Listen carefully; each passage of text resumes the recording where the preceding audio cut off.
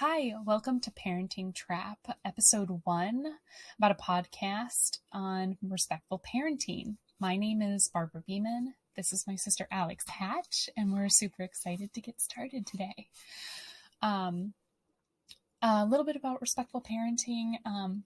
With respectful parenting, what we believe in is treating children with respect, working collaboratively with our children, and we do not believe in punishments or rewards. So it's a relationship-based parenting philosophy, and we're excited to just sort of get into the nitty-gritty of questions that you might have about it. So anyway, Alex, do you have anything you want to add? Oh shit, I forgot what we were talking about. No, I know what you're talking about. But am I supposed to say like how I got into it or anything? Yeah, like, okay. So either way, this is our first podcast. I feel like I was put on the spot. Sorry. I was put on the spot. I did. Last podcast, I talked about how I got into respectful parenting, but I don't know if that's something we care about going into at all right now. We can get into it a little bit if you want to. I don't want to spend too much time because I do want to get to questions. Let's just go to questions. Let's go to questions. You're going to probably cut this out. Yeah, we can cut this out. We could even start over. Oh, man. I was not expecting that. Not even 2 minutes. Sorry, that was my fault. I felt like I needed to give you an opportunity to talk. Oh, yeah. No, that's okay. It just caught me by surprise. Sorry. I won't do that again, but I am going to start again. You should totally do it again. So, that's fun. We're only 2 minutes in, and I won't do the same thing. All right, should we try again? Should we just like rewind? Welcome to Parenting Trap. That's my thought. Hi, welcome to Parenting Trap Podcast. I'm Alex Hatch. This is my sister Barbara Beeman. Hi, I'm Barbara Beeman. Turn to you on the spot. I wasn't expecting that. Oh, okay. Should we try again? Okay. Do you want to go first? Or you want me to? I don't care. Okay, I'll go first. Go ahead. Hi, my name is Alex Hatch, and this is my sister Barbara Beeman. This is the Parenting Trap podcast about respectful parenting. Hi. So a little bit about respectful parenting. We do not believe in punishments or rewards, and that might sound a little bit different. Radical. Yeah. Mm-hmm. And we would love to sort of bring people's questions to our philosophy, sort of answer how you like your questions you may have from our perspective. And if you found yourself in these traps, so Parenting Trap, the name actually came from what I feel like is being trapped sometimes as a parent, feeling like we don't know how to proceed or we're not sure what to do. And we get caught in these loops with our children that just can feel really hard, difficult. And we want to help people answer questions. So if you feel like you can relate to that a little bit, if you have any questions, if you have any specific questions, comment below. We want to know and we want to answer them. Yes. And with that said, I have a question from my good friend Mimi. Thank you, Mimi, for submitting the question. I'm bringing up the question right now. She said, what do you do when kids are shouting, "Get out of here, no adults," to a newly arrived sitter, or when they eat an entire bag of marshmallows for breakfast? Oh my. Thank you, Mimi, for the question. That's a great question. I love it. And I feel like we should break this up into 2 parts. Yeah. Let's answer the marshmallow part first. We're going to answer the second part first. I think that's the best one. That. Okay. Yeah. Would you like to start?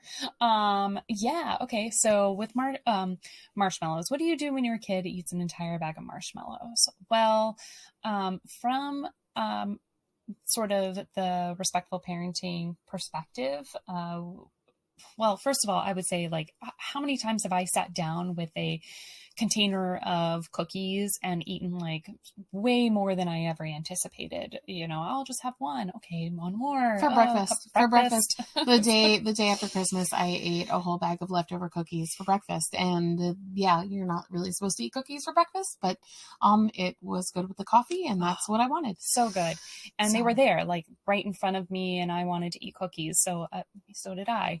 And it's hard enough for us as adults to follow that, to not have the impulse control, to not eat the entire bag of marshmallows. I mean, marshmallows don't really do it for me personally. Right. Like, donuts and cookies are more like my thing. Yeah. But I can Cookies, certainly brownies. see how a 4 or 5-year-old would see a bag of marshmallows and think that is like the best breakfast in the entire world. Yeah. Right. And they're not going to have the willpower to say, oh, wait, I've been told not to eat marshmallows for breakfast, so I'm not going to eat these marshmallows. The best way to keep your kid from eating marshmallows would be to make them unavailable to your kid. So the thing to do would be keep them up high in a cabinet, keep them locked away, put them in a place your kid can't access. And if they eat an entire bag of marshmallows and you caught it after the fact, I would just let it go. Yeah. That was, now you know that they are not capable of not eating a bag of marshmallows when they see it, right? Some of the time. Maybe they could do it some of the time, but certainly some of the time they can't. They've already demonstrated that to you. There's no reason to punish them for that.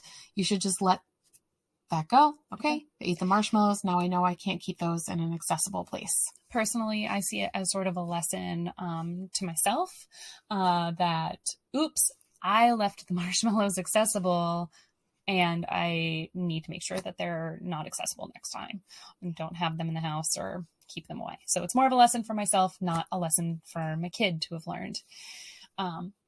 And so there's also a really great, if anybody is concerned about food and food with their children and eating habits, because I know that's a big concern for a lot of parents. Yes. And it's something that I would love to get in on a further podcast would be looking into the Ellen Satter Institute. She is a dietitian and a researcher who looks specifically into children and diet, as well as adults. But she has a whole philosophy behind like the best way to help your children. It's a great philosophy. Yeah. It's called Division of Responsibility. And really it comes down to what are you responsible for as the parent and what is the child responsible for? So you're responsible for what is for dinner, or not just dinner, but what the child can eat, all the foods available to them, when those foods are available to them, right? Yep. And then the child is responsible for whether or not they want to eat and how much of what they want to eat. With that, though, it's important that you give children opportunities to explore and experiment. It's a great, I didn't ever follow it to a T because I'm not organized enough to do that. But if you are organized enough to do it, I definitely suggest looking into it. And a piece of that is that I did take, a piece of the Ellen Satter Institute's philosophy that I did take was allow children opportunities to eat as much of a particular junk food as they want. So like times. A bag of marshmallows. Yeah. I mean, not that that's not what your intention was and not all the time, but kids will actually learn the best if they, let's say, sit down and eat an entire bag of marshmallows and then their stomach aches. We are human beings. We're all human. And we learn the best sometimes by making our own mistakes and not having people tell us what the consequences are going to be. So that being said, I would love to talk about a diet again in a future episode because it just gets, there's so much to be said about that. Yes. And I hope. But we want to teach our kids self-regulation. Yes. Right? We don't want to teach them that they get in trouble for something that we think is not okay. So I think the best way to do that is to allow them the freedom to make these mistakes. Yeah, absolutely. Absolutely. It's the most respectful thing we can do is allow them to make mistakes and accept them for who they are. And realize our own mistakes as well. And sometimes our own mistakes can include giving our kids access to a whole bag of marshmallows when we did not mean to. Yeah. And oops, that's all right. All right. We get to give ourselves grace as well as our children. Yes. So next part of the question was, what do you do when your child is in their room and a babysitter comes over and the child screams, "Get out of here!" Right? Is that what it is? Get out! No adults. Get out! No adults. Yeah. Oh. And that's a lot harder. Yeah. So yeah, I would say, yeah. Yeah, that's a tough one.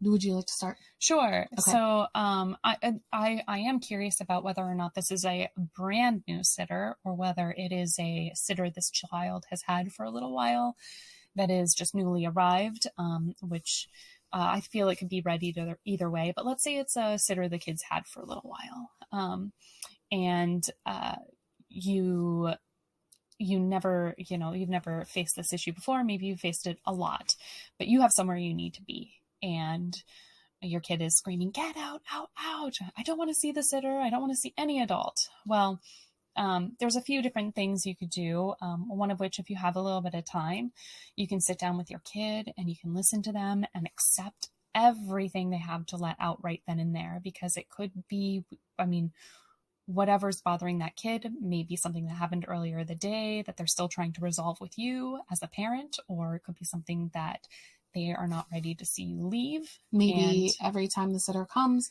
they associate that with you leaving and they don't want you to leave because they love you. And like, how awesome is that? Like, you don't want to get mad at that. Yeah. So you don't really know why. We don't know why. That they're upset. And a big thing is, I think we both feel like emotions and communication should never be suppressed. It's very important for our kids to communicate how they're feeling.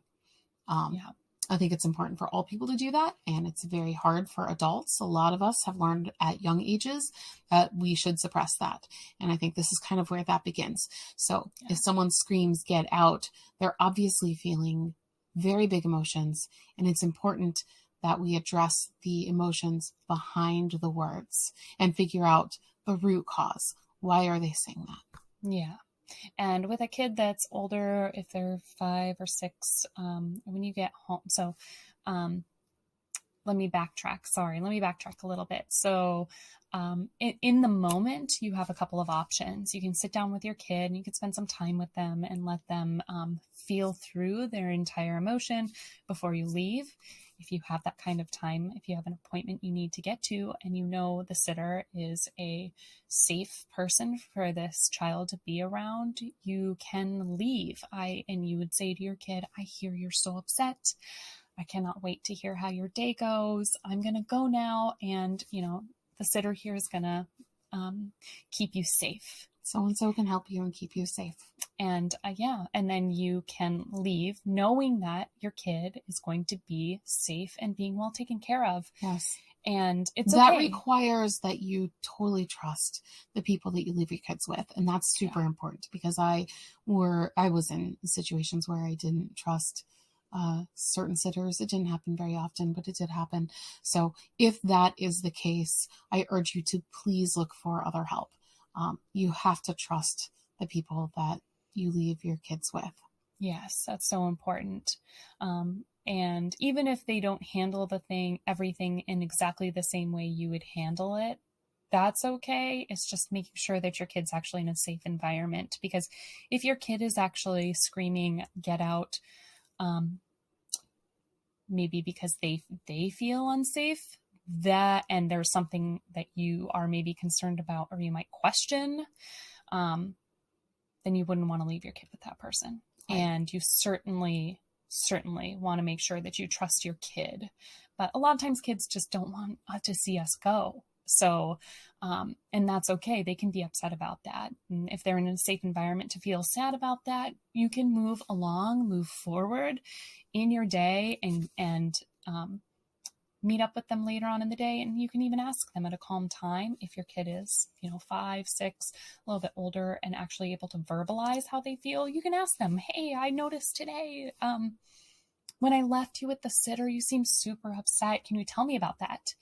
And when you ask that question, don't have in mind some sort of solution for the problem. Just listen to what they have to say, because it might surprise you, and your kid might just want to talk about it. And like we oftentimes do. I know sometimes I just go and I want to say something, and if somebody offers me a solution, I get defensive because it's not what I'm looking for. Kids, they just want the same thing. Yes, they just want to vent a little bit sometimes. If your kid opens up to you, it's important not to judge them and try and turn things into a lesson. I would really urge parents out there to not try and turn everything into a teaching lesson. It's not our job to teach our kids. I know that this is controversial, but I truly believe it's our job to model the people that we want them to be, to model our best selves. So, because that's the best way to learn. That's the best way to teach someone. But to try and teach someone through words and lectures, that no one wants to hear that, especially when you've had a bad day. Yeah. If you came home from work and you had a bad day and you go to your significant other and said, oh, today was terrible because of this, that, or the other thing. And then your significant other says, well, why didn't you do this? And tries to give you suggestions, or you shouldn't have done that. That kind of makes you feel awful. Yeah. I know I don't like to hear that. Sometimes we just need a listening ear. We're not perfect. None of us are perfect, adults and kids. It's important to keep that in mind. And they're just like us. They really are. They have the same feelings. So we should keep that in mind when we talk to them. Yeah. Yeah, absolutely. So on that note, I hope that you guys got something good out of this episode. And if you have more questions, I really hope you have more questions, because we need more content and we want to hear all of your questions. We do. We want to hear from you. Yeah. Tell us below. We will read the comments, we'll respond, and we'll try and respond also in podcasts coming up. Yeah. Thank you. All right. Thanks, guys. Bye. Bye.